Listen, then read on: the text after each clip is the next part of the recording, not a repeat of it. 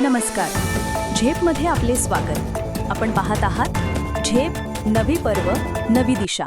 बातमी आहे शरद जोशी विचार मंच शेतकरी संघटनेच्या 49व्या वर्धापन दिनाचे औचित्य साधून राष्ट्रीय, राज्य आणि आंतरराष्ट्रीय पातळीवरील नवीन पदाधिकाऱ्यांच्या नियुक्त्या जाहीर करण्यात आल्या आहेत.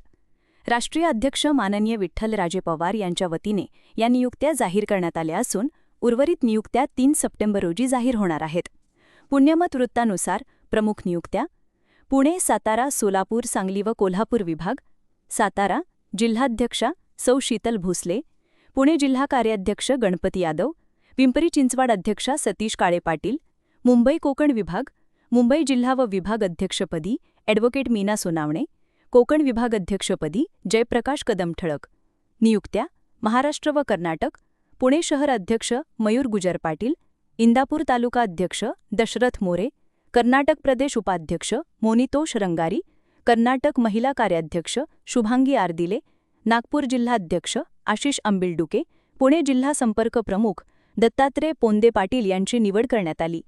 नवनियुक्त पदाधिकाऱ्यांचा कार्यशाळा 31 जुलै 2025 रोजीच पार पडला असून संघटनेचे ध्येय शेतकरी व कामगारांचे प्रश्न प्रभावीपणे मांडणे, पर्यावरण संरक्षणासाठी कार्य करणे आणि सामाजिक न्यायासाठी संघर्ष करणे हे आहे.